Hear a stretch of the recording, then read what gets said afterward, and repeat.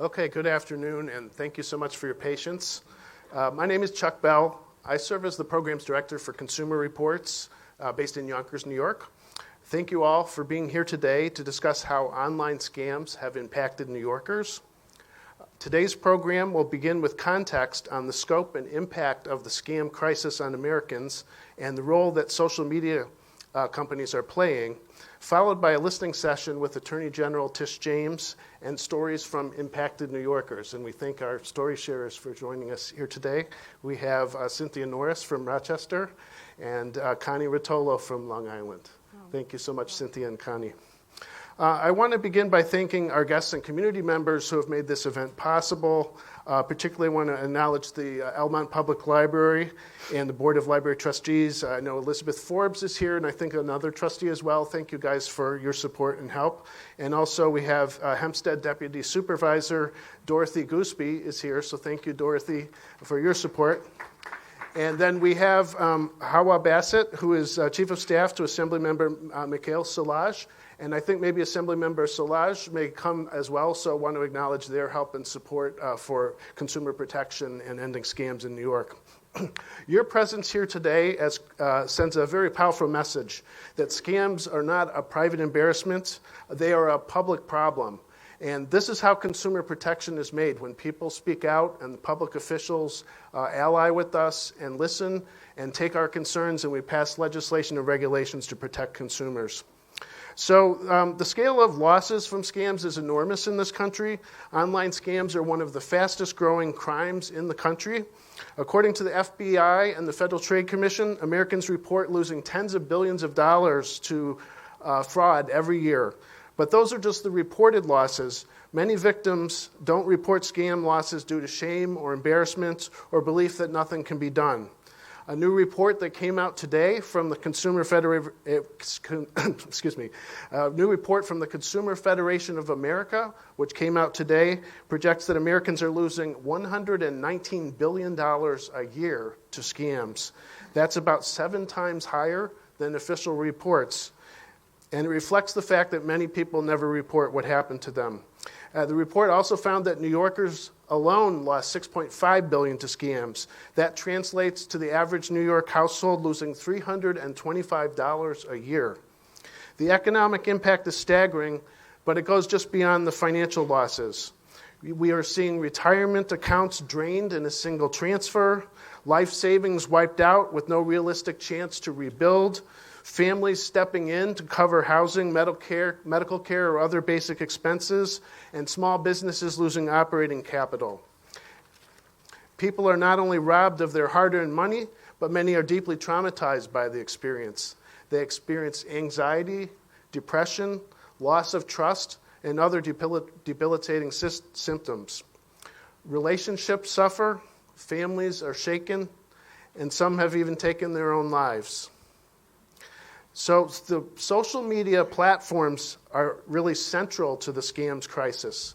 A new survey by the Pew Charitable Trust found that 73% of Americans have experienced some type of online scam or an attack, with 33% reporting they've received scam attempts on social media at least weekly. A recent poll found that 88% of New Yorkers see online scams as a big problem, and that 98% of New Yorkers think it's important that New York government officials take action to protect individuals from online scams and fraud. We're going to hear shortly more about how platform design and business models intersect with this crisis. But again, I want to thank our storytellers for their courage in coming forward, and to Attorney General Tish James for her leadership, and to everyone here who's committed to protecting New Yorkers from scams.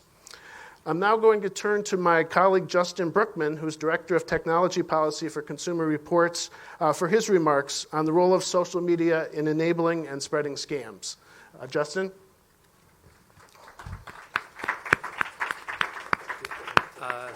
Thank you very much. Thank you, Chuck. Thank you, everyone, for coming out. It's a really impressive turnout for a freezing cold Thursday. So I'm going to just say very briefly a few remarks on how social media and artificial intelligence are really supercharging scams online. So social media is really easy to connect with people you know, people you don't know, people you think you know, right? It's really easy to forge your identity, and so lots of people are connecting, but it's also an opportunity for scammers to find and troll for victims. Also, social media companies are fueled by advertising. It is not just the giant brand advertisers like a Coca-Cola. It's anybody with a few bucks can advertise on Facebook or Instagram or social media. And that's good for small business, that's democratizing, but it also really lowers the barrier of entry for potential scammers and lets people just put scam ads online for just a few bucks. So this is a story that came out end of last year, a really remarkable story about Meta, owner of Facebook and Instagram, one of the biggest companies in the world, that said 10% of their entire revenue came from scams, for ads for scams and illegal products. Absolutely devastating report. The report talks about how they knew who a lot of the worst actors actually were. They had a board in the office, worst offenders, but they didn't take action to bring them down. They cut their trust in safety teams. They didn't give them access to computer resources. They said, no, we need to use that to train AI. We can't use it to find fraud and scams. Really shocking story. If you have the time, I recommend reading it. They actually decided if they thought you were running a fraudulent ad, they weren't going to cut you off. They were just going to charge you more money. And so they actually found ways to make even more money from these. And these are probably hard to see. These are a couple examples. You've probably all seen them in your everyday lives. Donald Trump, click this button, you'll get free benefits. Elon Musk holding up a sign for some fraudulent investment opportunity. This bottom one says, if you have lost money to a scam online, click this button and we'll find ways to get your money back. So targeting scam victims with yet another scam. And then AI plays a big role in all of this. First of all, it automates tasks, right? It makes a lot of the grunt work easier. So before, if you're going to send a phishing email, you might need to actually write it out or find information about somebody. Now you can just tell AI to collect information, target an email, and makes the scammer's job a lot more efficient. And then deepfake impersonation. On the last slide, right, we saw pictures of Donald Trump and Elon Musk. It's not just pictures now. You can actually pretty easily generate fake-looking video and audio of famous people. There's also a source of what people call grandparent scams, where they simulate the voices of loved ones. So you might get a call of hey, Grandma, I'm trapped in Georgia. I got in trouble. I'm in jail. I need you to send $1,000. And it's actually easier and easier if you get a clip of just someone from social media, TikTok. Take that voice and then get a program to say whatever you want it to. We actually did a report on this on Consumer Reports last year. We looked at how easy it is to do this. We just Googled voice impersonation. Found a bunch of companies online, super cheap, super easy. Just grabbed a clip off of YouTube and then would get it to say whatever we wanted. And like the platforms, like the social media platforms, these companies aren't really doing very much to stop the bad actors. They could have made you read a script before they impersonate the voice. They could have collected information about people using the services, but they didn't. A lot of them didn't take even the most basic of precautions. Fortunately, we're starting to see companies take actions right on cue. For example, Attorney General James and others are putting pressure on Meta and other companies to take a more responsibility for all the nonsense that happens on their systems. The FTC brought a case against a generative AI company last year.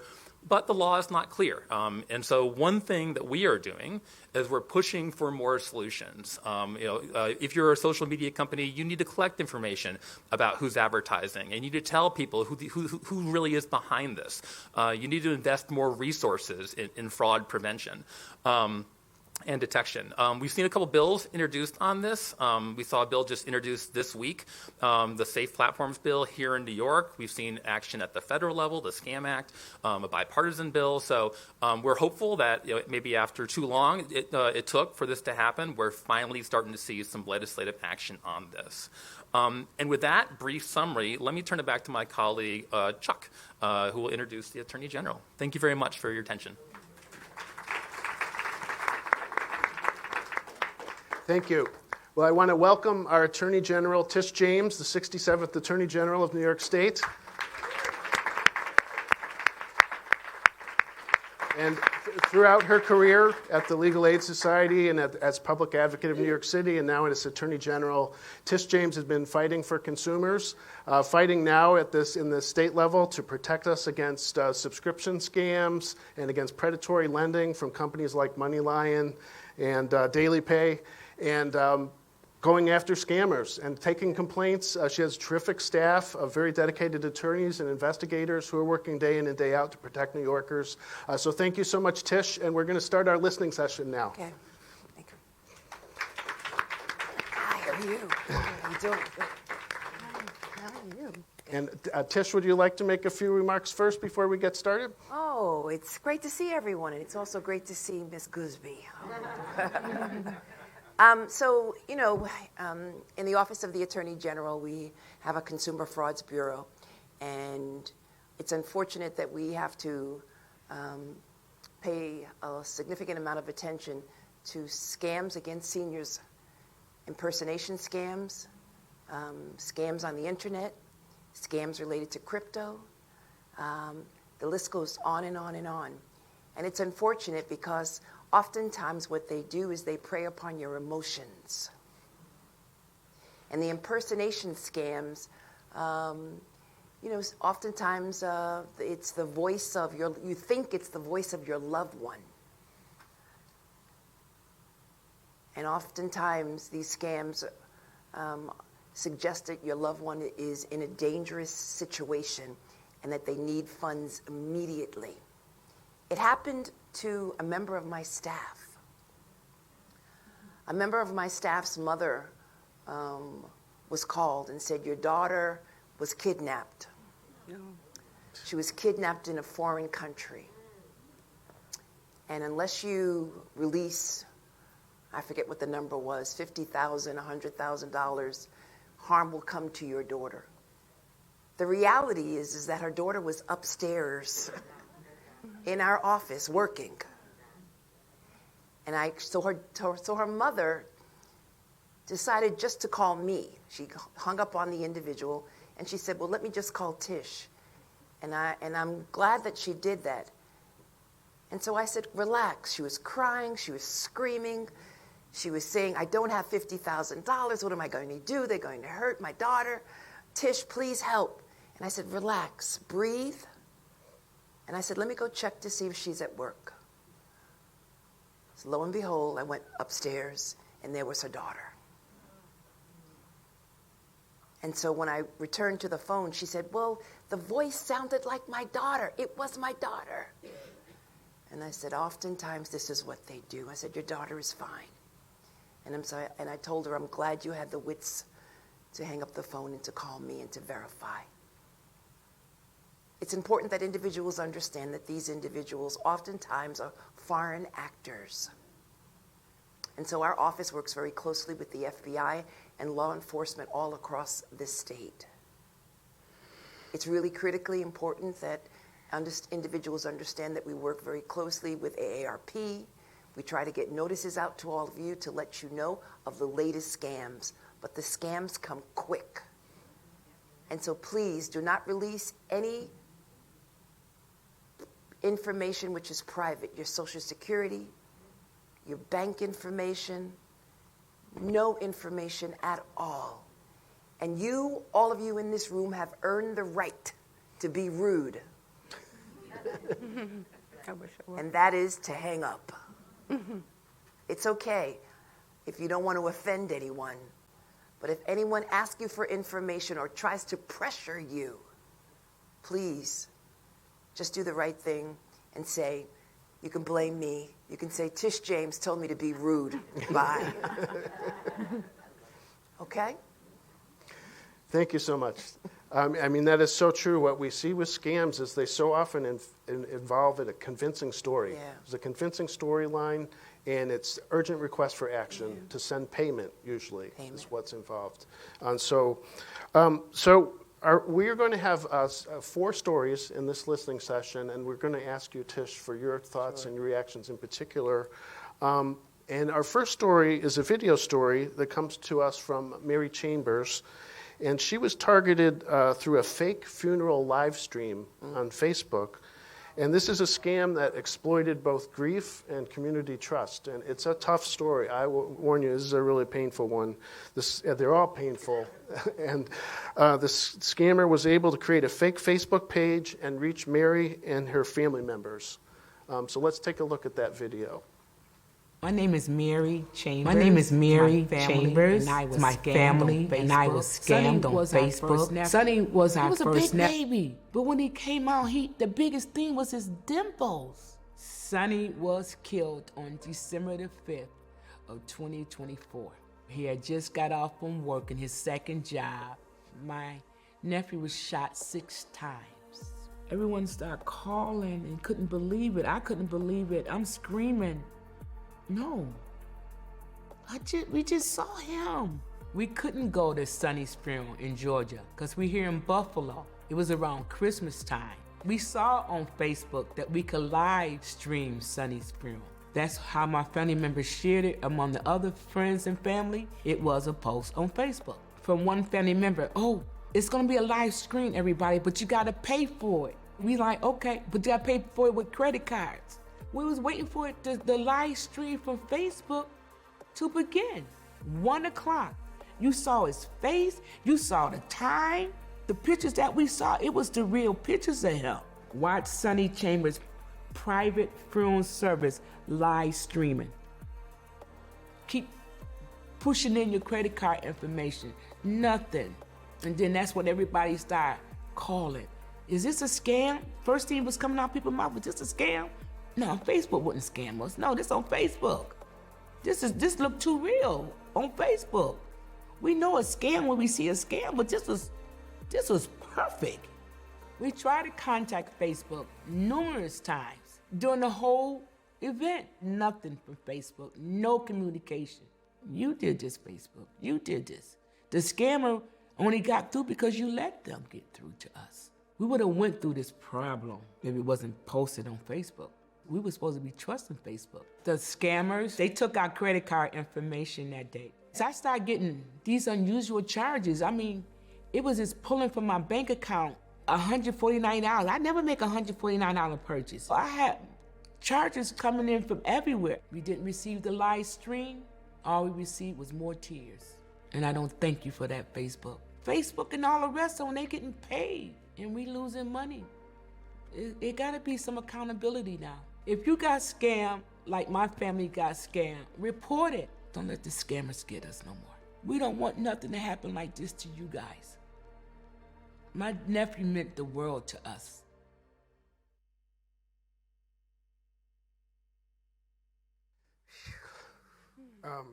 This is one of the most intimate and personal moments that someone could have to have exploited by a criminal in this way. I think we can agree.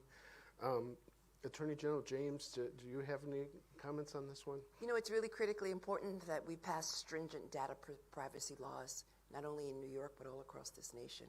It's also important that individuals understand that they have the right to reach out to my office, to FTC, to the FBI, and to other authorities. We have the responsibility of investigating these bad actors and working with a number of online platforms to try to address and to remove these scams from their posts, from their online postings.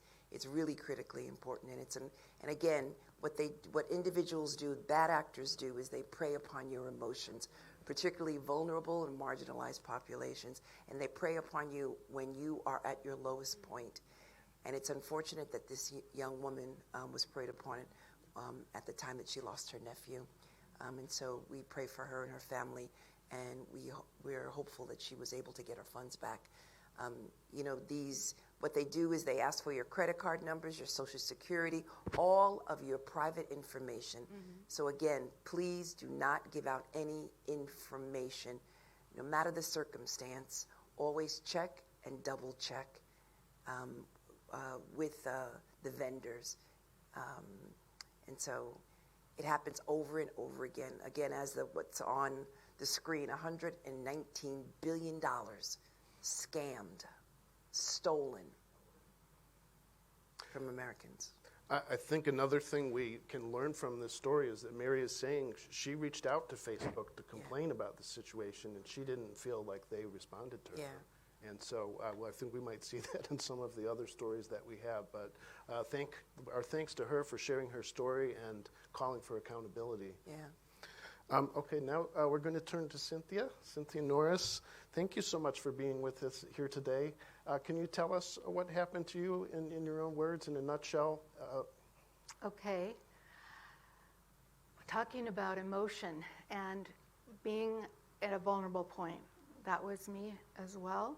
I was in a really desperate personal and financial situation about 2.5 years ago. And simultaneously, I was following a comedian on Instagram. And I happened to make a comment one time, just appreciating his humor and all. And he answered me back, and we were having a kind of a brief conversation, and then he suggested that we move the conversation to Telegram, which was more private. And he was saying the reason was because of his manager said, because of his fame, he has to protect, his privacy. So, I didn't know about Telegram, but I said sure, because it just seemed safe at that point, because I didn't know about all these scams at that point. And he wasn't that famous of a comedian that I knew. I didn't think he was that famous, so it didn't seem that strange to me that maybe he would talk to me. Anyway, he started telling me about his hobby of Bitcoin and how I could make a lot of money in a short amount of time, and that he would teach me how to do it. So I thought, well, maybe this is a godsend. Maybe I'll learn about Bitcoin, just get in, make some money so that my kids, I have 5 kids, and I was a stay-at-home mom for years, and my husband had just left, so I was like, I can, at least pay for my funeral, God forbid, whenever that's going to happen, I could make this amount of money and then get out. So he played on my emotions, as it was said, and kind of started love bombing me, and just I fell into this whole dynamic where I trusted him.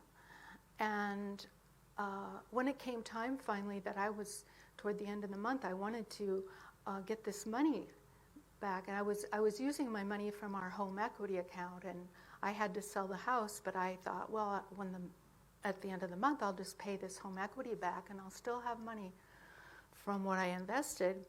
He said, oh, I'm sorry, I didn't realize, but there's a withdrawal fee of $20,000 you have to pay in order to get your money. And I was like devastated. It's like, where am I going to come? I wasn't willing to pay to spend my whole home equity on that, and I tried to come up with like half of it, and then I turned to a friend and I was saying, I've got to come up with this money or I'm going to lose all the money I invested. And she said, it's a scam. I didn't want to believe it, and when she convinced me, it was like being in a trance. Like I felt like I was awakened from this weird kind of state of mind where I was willing to do things that I wouldn't normally do, because for one thing, I felt like I trusted this person. He did all kinds of really manipulative things. I mean, he was following a real comedian who was doing a U.S. tour and was coming to Syracuse. So he had all this background knowledge of this comedian that validated me thinking it really was him. Mm-hmm. So that's how I ended up trusting him. But I couldn't tell anyone after this happened. I felt so much shame and embarrassment. So about a year later, I joined a fraud support group that was started with Lifespan. And I've been in it about a year, and I feel like my time in this support group enables me to tell my story now. I'm still like embarrassed or, like ashamed. I still have those feelings of shame and everything, but what the support group has helped me understand is I'm a victim of a crime. And it's a new kind of crime that we face today that we don't really understand exactly. But education, I think, is a key, and I'm really grateful to have the opportunity to share if it helps somebody. So thank you for the opportunity. Yeah. Cynthia, thank you so much for your courage in speaking out. And, both of these things of being able to interact with the celebrity is a credible thing. Like you're saying, he wasn't the most famous comedian. So and then also engaging in an investment is a normal thing that people do. So it's, I think having trust is not bad. It's just that people take advantage of other people. Attorney General James, do you have any comments on this? So first, story? let me congratulate you and thank you, and another round of applause. Yeah. Thank you. They're known as influencers online, individuals who influence others, and they have thousands of followers. They also prey upon individuals who are lonely. They engage in unscrupulous and deceptive practices to prey upon you. They also, as you mentioned, engage in love bombing. I love you. They tell you what you want to hear. And they prey upon people who are lonely. But what is so powerful about your story is that you're no longer ashamed. And by empowering others and letting everyone else know about your story, you're preventing this from happening again. And that's what really is so powerful about all of this. But it's important that individuals understand whenever an influencer or anyone reaches out to you and says to you, let's go to a private chat. That's when your antennas should go up. If they say, let's go to a private chat and start asking you personal questions and asking for money or your private data information, your antennas should go up. And what you should do is be rude again and hang up. Don't go into private chat rooms. Don't go into personal relationships with individuals online. Don't believe that, in fact, you found love. And remember that it's really critically important that individuals understand that they're not alone.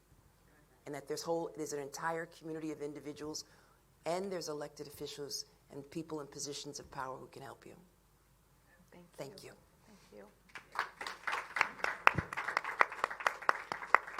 Can I just follow up by asking about cryptocurrency? So when people start talking about crypto, is that a red flag? Oh, yeah. Cryptocurrency is a major issue. And what we have seen in the Office of the Attorney General is affinity groups. What's an affinity group, Tish? We've seen individuals who want you to invest, and what they do are they prey upon certain communities. So we have seen where an individual who had an investment scheme preyed upon individuals in the Haitian community. Preyed upon another individual preyed upon the Jewish community. Preyed upon the Greek community. Individuals who they trusted. And the reality is that the crypto was not backed by the dollar. And so when these individuals wanted to withdraw money, there was nothing there.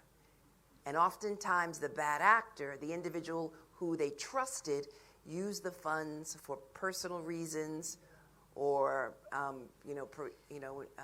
used the money for other bad investments. And at the end of the day, there were groups of individuals, and some here on Long Island, one community in particular, they lost a lot of money. We were informed, thank God we were able to secure some of the money from the bad actor. Not all of the money, but some of the money from the bad actor by threatening a criminal prosecution of this individual.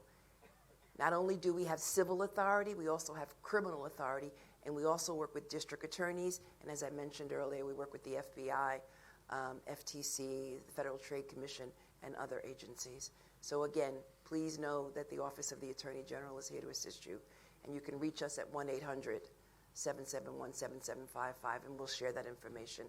So if you didn't write it down or catch it, it's okay.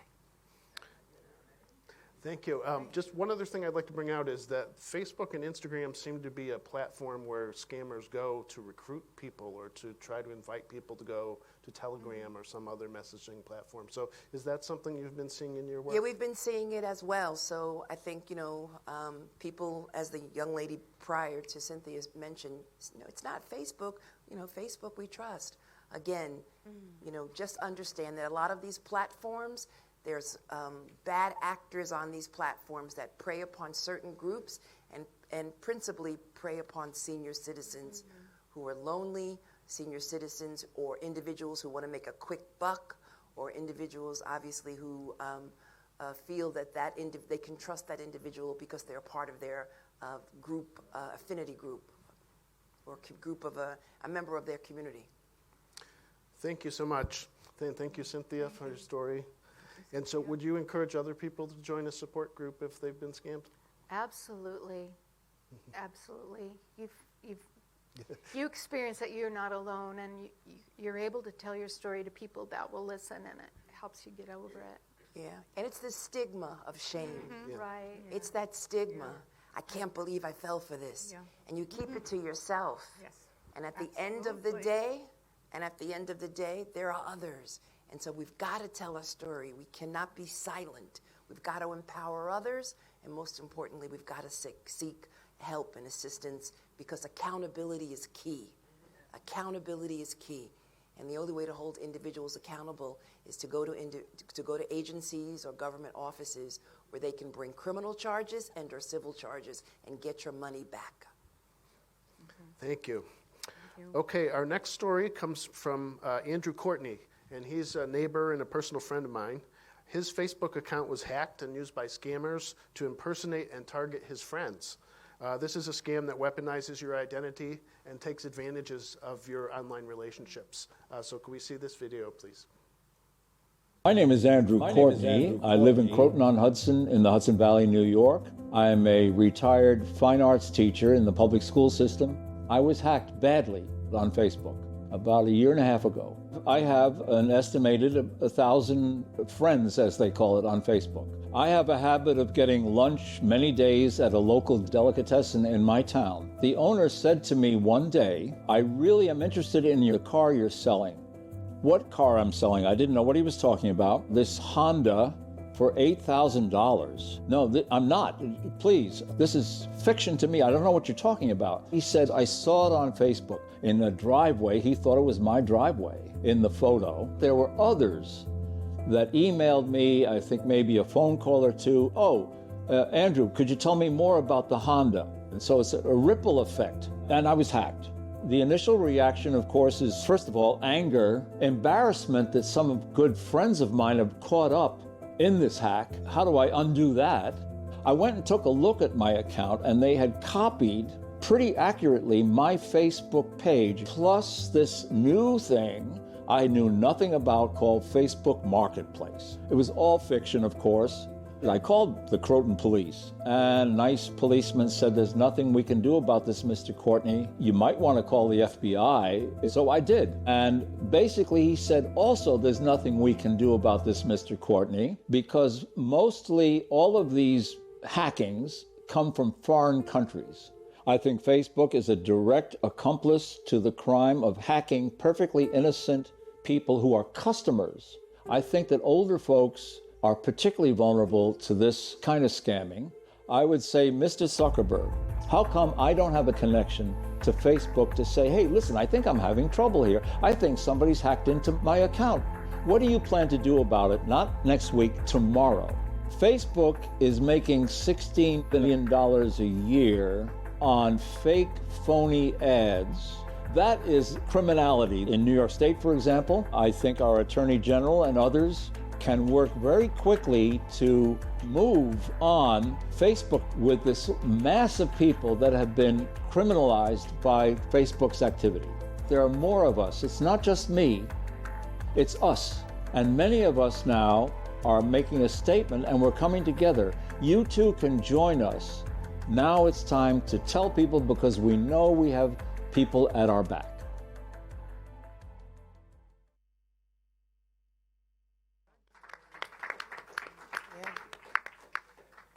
So because this guy's my neighbor, we have coffee in the morning, and he told me that this was happening, and he showed me his Facebook page. And he reached out to Facebook, and he asked them to cancel his account, and they said, well, that might take 3 weeks or a month. And so he really was going out of his mind because of the lack of customer support. And the way it came to an end is he contacted the Consumer Frauds Bureau at the Attorney General's office, and they made a call, and they got it to stop. Yeah. So, But he's not alone, and there's others. And so I urge everyone to reach out to our office. And if there is a pattern and or a practice, we can bring litigation against Facebook or any other platform. In addition, please reach out to FCC or FCC, the Federal Trade Bureau as well, CFPB.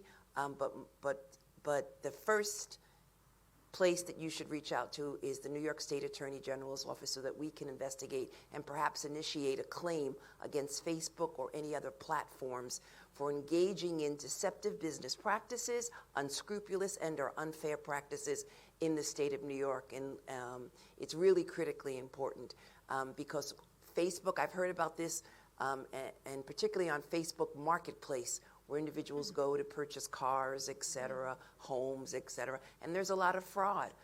So please, please, please, we are complaint-driven, and I need to know about complaints so that we can respond accordingly. Accountability is really key, and also we do file actions, and sometimes we jointly join with the federal government. We currently are on trial. We oftentimes work with the Department of Justice in bringing cases collectively. And so please, I need to know if individuals have been victimized by Facebook Marketplace or any other online platform. And one other aspect of this story is that the scammers, they took over some of his friends' accounts. And also when people wanted to buy the car that he wasn't selling, they asked for them to send payments using Zelle to them directly, which is a way that the money becomes untraceable and people lose money. Because at the end of the day, the point is that oftentimes these entities do not have in place protections. They do not have in place individuals to weed out fraud on their platforms.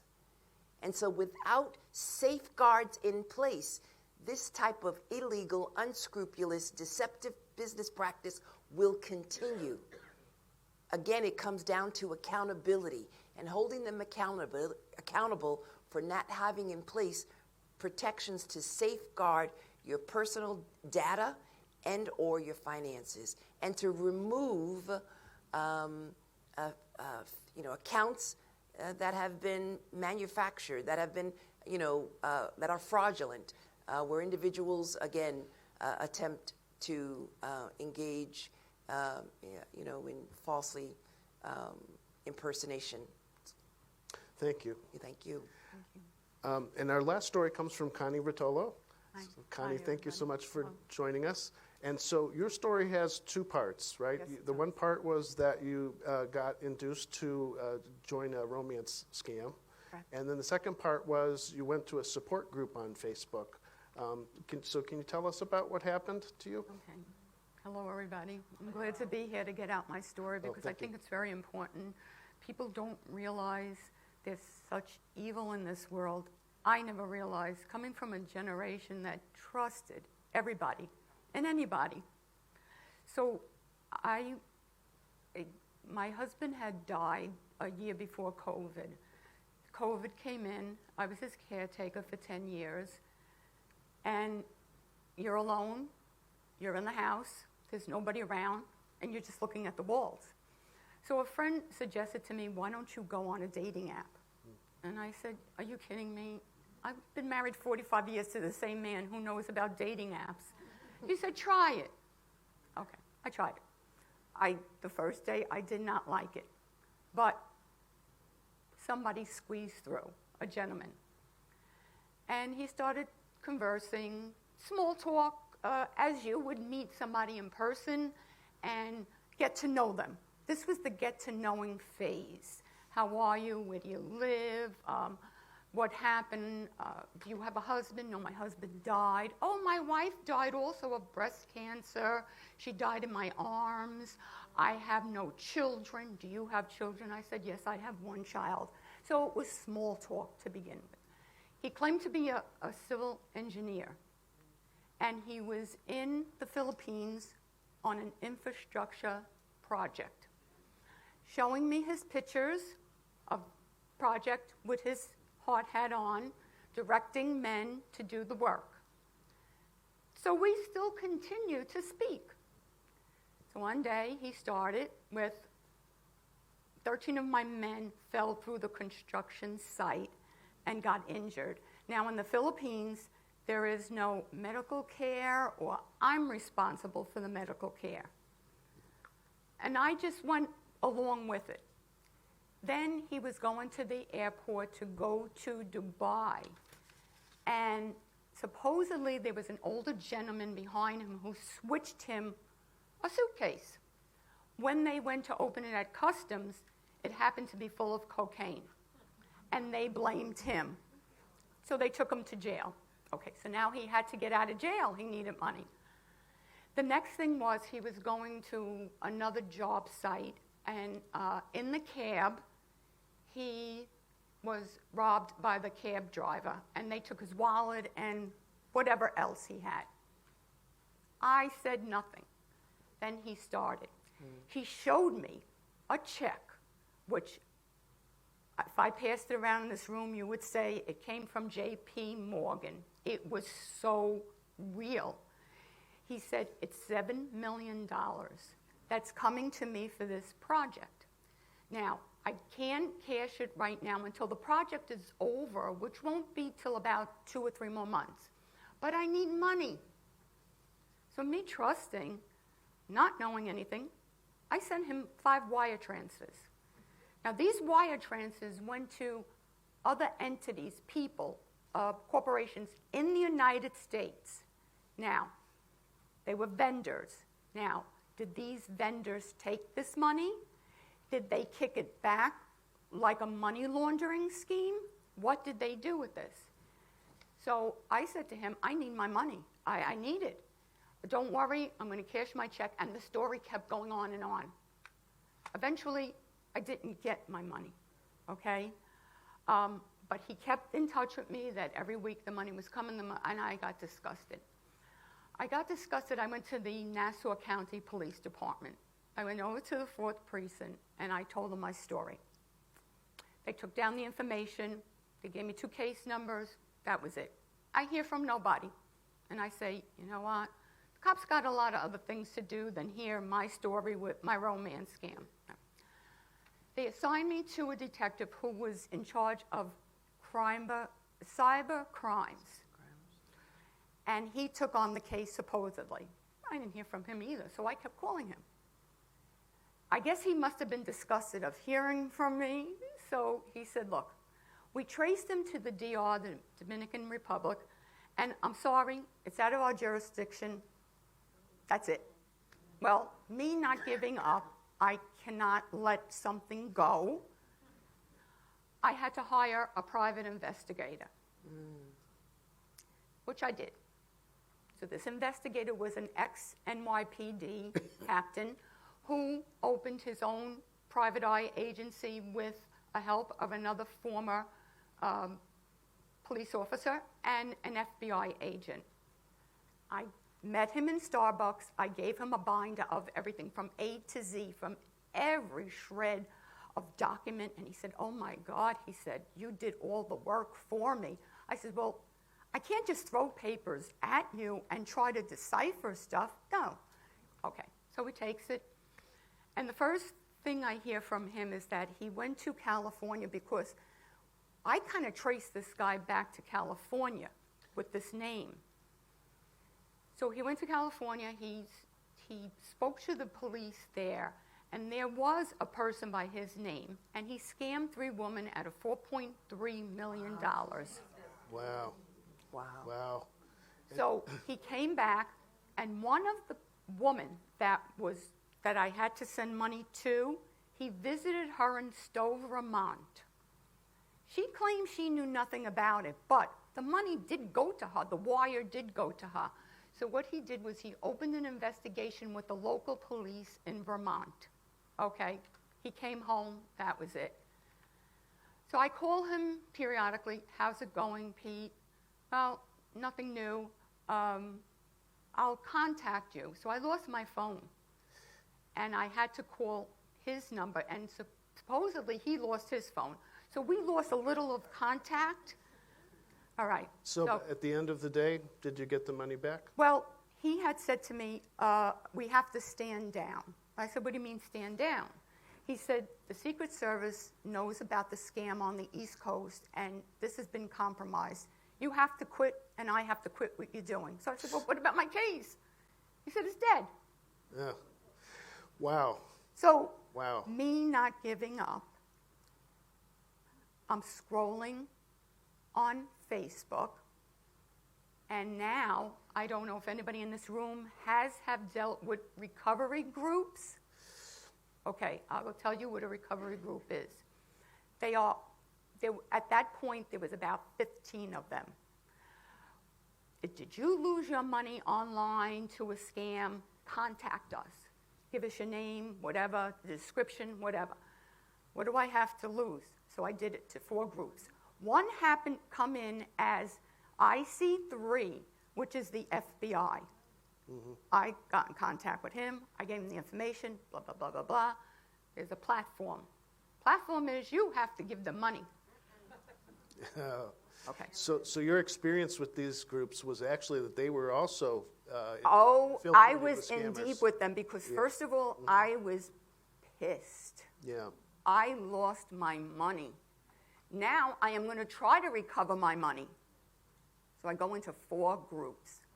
The evilness and the destruction that I endured with them, nobody would ever should have to face because So that's something we think Facebook should take responsibility Facebook for as well. knew. Yes. Mm-hmm. They take you to WhatsApp. Yeah. Now you're talking to IC3, which FBI, and 3 recovery groups. Yeah. Get this, get that, I want this, I want that, get it now, otherwise you're going to be charged a fee. There's a fee for this, there's a VAT fee, there's a recovery fee, there's a gas fee, there's a chain block fee, there's money for being on the chain block, there's cryptocurrency fee. There was every fee. 3 years of this that nobody knew about. I did not tell my family. I was ashamed. I was embarrassed. I was mortified, okay? I continued hedging them as best as I can to see what they wanted from you. And they wanted your blood. Yeah. Believe me. Well, I tell Connie, thank you so much for speaking out. But I know this is important for people to know. It ended with me. It broke me financially, mentally, and physically. I am destroyed. So please, to any of you, don't think you're getting your money out of recovery groups. Do not go in, and Mark Zuckerberg knew about this with $16 million. He should have vetted these groups because this is his business. And anybody who is a business owner, you should know your business because if you don't, you're in trouble then. That's all I really have to say, and it's very sad. Please, my word to you is do not ever think you're getting your money. You're not. Thank you, Connie. Yeah. The point, a round of applause. I have something for you Yeah. from one of the scammers addressing you, Letitia. I'm going to give it to you. Okay. That I'm to go to you to get my money. I'll, Okay. if you want to see it, I will Yes. glad to let you see it because I think, and just look at the wording because if you noticed it, I noticed it. You're a very Yeah, intelligent they woman. impersonated the Attorney go. General's office. Go ahead. Yeah. Read that. Look, read it. Look at it. I was told about this, that they are impersonating our office. That's so- how I would get my money. Yeah. I wouldn't have to pay taxes and I would get my money from you. The point is, you're not getting your money through me online through Facebook. Okay, that's what one of the scammers I sent me. know. It's unfortunate. Yes. The point is that they not only steal your money, but they steal your peace of mind. Oh yes. Yes. I'm destroyed here mentally, physically, and financially. I really am. I am on medication because of the stress, the depression, the anxiety. They ruined me. They aged me and they ruined me. And it's these sophisticated scams, very sophisticated scams, and it has, several, different arms, from reaching out to you with, love bombs. Oh, songs, Oh, poems. I got poems. songs from Christina Perri, 1,000 Years. I got love letters, email every day. Also, there's another result of this that people should know: identity theft. They Yeah. targeted me big, trying to break in. They did my Social Security. They changed my information to theirs. They tried to get into my pension from Verizon for 38 years. They've ruined me financially also through all of this hacking, opening loans, taking out credit cards, everything. It's a nightmare walking. Yeah. And it started out with a dating app. Yes. So again, when an individual tries to get you privately a one-on-one conversation, WhatsApp, yes. and then all of a sudden has these terrible tragedies and accidents and requires money, and then says, "Oh, but I have the money. I have a check there. It's owed to me. All I need is a loan from you." That's when it starts, and that's when your antenna should go up. And it didn't, because I was so trusting, and I thought Right. I You would were- get my money. Were you in love? I thought I was. I really thought I was, because they take you in like an addiction. Yeah. They feed you what you really want to hear. Yes. That's the thing. Yeah. What you want to hear. Yes. Not what you want to know. Oh, I'll take care of you. I'll build a house for you. You'll get this. You'll never have to worry about a thing in your life. So you hear all this thing, and you hear it over and over and over and over, and you think it's love. Yeah. But Well, thank you, Connie, you're welcome. so much. I hope it helps. This I is really an do hope amazing it helps story. every person here and every person who ever sees it, because it's This is how Walking nightmare. This is how we make change. That's This is right. how we get this to I stop. It comes from and people like he you. really speaking should out be and- accountable for his own business. Yes. Poor business practices, very bad. Yeah. So we've had 4 different stories, 4 different scams, 4 different ways that the Facebook platform created the conditions for people to be deceived and to be hurt. So I want to give Attorney General James a minute or two for wrap-up comments before we close. Attorney James, anything Yeah, more? so all of these stories, obviously, I've heard them before, but they've to see the individuals and to humanize them and to put a face on all of these stories is so really critically important. But also, these individuals are not alone. There's a lot of stories out there, a lot of individuals who are, sitting there, with a lot of shame. And it's really critically important that you reach out to my office, to federal agencies, that you not rely upon everything and to rely upon everything that you read on Facebook and or Facebook Marketplace. That you should not be stigmatized because you are a victim of crime. A victim of crime who needs some accountability and, most importantly, some redress in getting your money back. My office is here to serve. Again, 1-800-771-7755. We'll share that information with all of you, and we are not afraid to bring lawsuits. I'm sure all of you know that Letitia James Please. is not afraid of going after bad actors. And so I need all of you to understand that. And please, don't fall in love online, okay? No. Okay, we appreciate have, you all. I know we're a little bit over time, but have time for one question from the Joan Perini from the Alliance for Retired Americans. Here I am. Yes. Hi, I'm Joan Perini, big Letitia James Thank fan. you. by the I way. appreciate you, Joan.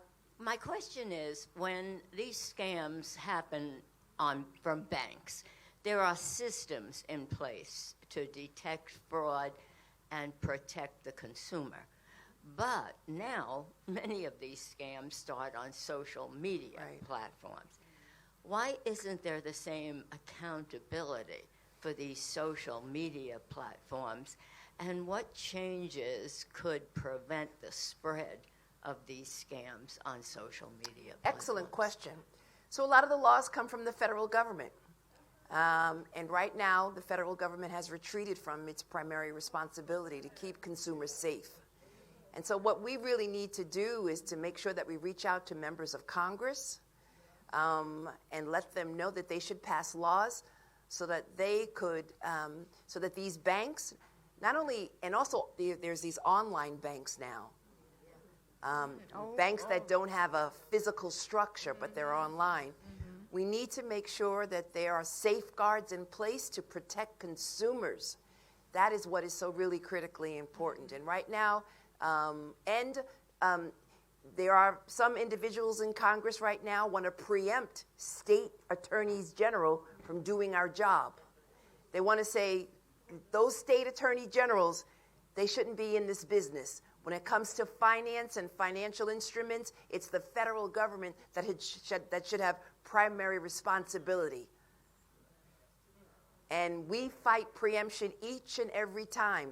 And I want all of you to know that at this point in time, when the federal government is retreating from its responsibility, it's state attorneys general that are stepping up over and over and over again in so many spaces. Okay, I did see. Is there another question? Yes, ma'am. Please.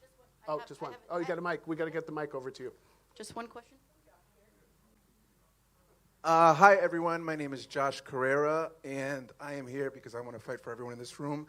I just want to thank you, Attorney General James. I want to become an anti-romance scam activist because my mom is currently in the process of a romance scam. She's been scammed out of more than $100,000. My sister attempted her life yesterday. My mom has made 2 attempts in the last year. March 26th is the 1-year anniversary of the scam. And sorry, what was your name? Connie. Connie. My mom's story follows almost exactly your story, Connie. The only unique element in my story is that the scammer has manipulated my mom to travel out of the country to get money. And there have been almost a few kidnapped attempts. And so my question, how do you ask a question after that, right? Okay, so I'm here because I'm scared of losing my mother and my sister.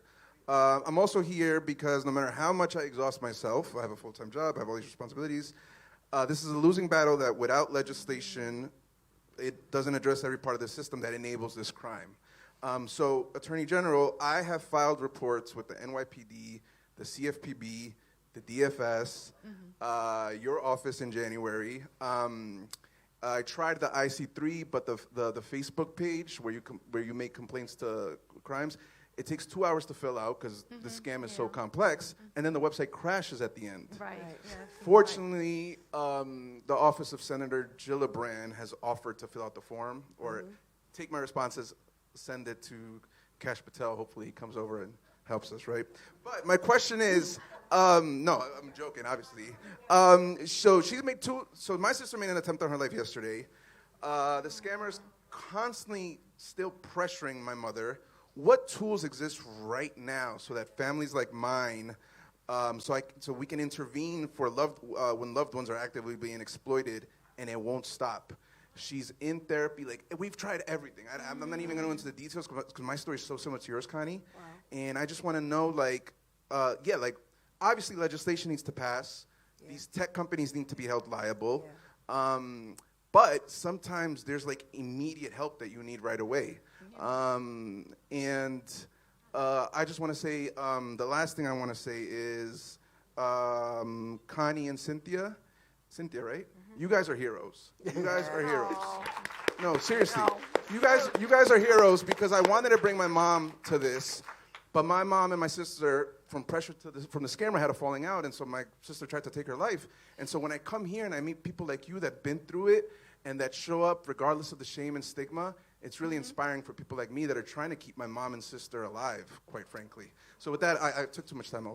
So can I just say this? You should. I'm going to give you my card because we've got investigators on staff. I have victim advocates on staff, and we can reach out to your mom and get in touch with your mom. And if necessary, we can sue the bastard. Oops, sorry. That's okay. You did the right thing. Yeah. Yeah. Actually, another question I have is, do attorney generals collaborate with Yes. other police departments and attorney generals in other states? Because I have all these addresses in Texas, I have that. There are several associations. You've got the National Association of Attorney Generals. We meet often. And then you have, Democratic Attorneys General. We have an organization, and Republican Attorneys General. So we all meet, all 50 states. We meet regularly. We talk regularly. We file cases. And so I can reach out to any of the Attorneys General anywhere in this nation. Thank you so much for coming. Thank you for your story. Thank you. Well, I want to thank everyone for coming here today. This has been a really painful and difficult to listen to, but also it's a hopeful day. Yeah. It's a hopeful day because we as a community are going to do something about That's it. right. So I want to thank our storytellers, Connie and Cynthia, for sharing their story. Heroes. Sheroes. And also to Andrew and Mary online. It's sharing your experiences about fraud and scams is not easy, but your voices are what makes this issue real. Thank you to Attorney General James for your participation and your work every day to make things better. Before we leave today, I want to leave you with an observation and a request. The observation is that we've been here for about an hour now, and in that time we've heard some important things, but time has also passed. And in that time, the scams have continued. In just 1 hour, our fellow Americans have lost $13.6 million to online scams. That's $226,000 a minute. Far too much, so that's got to change. And now the request is that we ask that you take action. If you or someone you know have been scammed online, please share your story with Consumer Reports or Reset Tech or with Attorney General James.